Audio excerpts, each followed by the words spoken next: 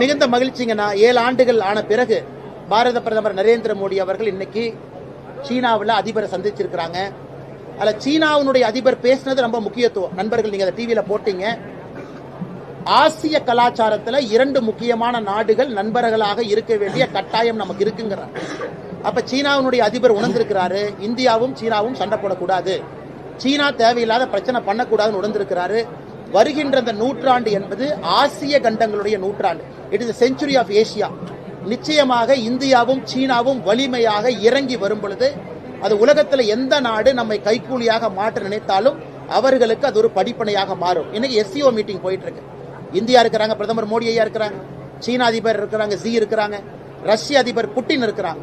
3 உலக தலைவர்களும் ஒரே நேரத்தில் இருக்கிறாங்க. இது மற்ற உலக நாடுகளுக்கும் ஒரு எச்சரிக்கை மணி. இந்தியாவை நீங்க நசுக்க நினைச்சீங்கன்னா இந்தியாவிற்கும் வழி தெரியும் என்பதை பிரதமர் அவர்கள் காட்டிக் கொண்டிருக்கின்றார்கள்.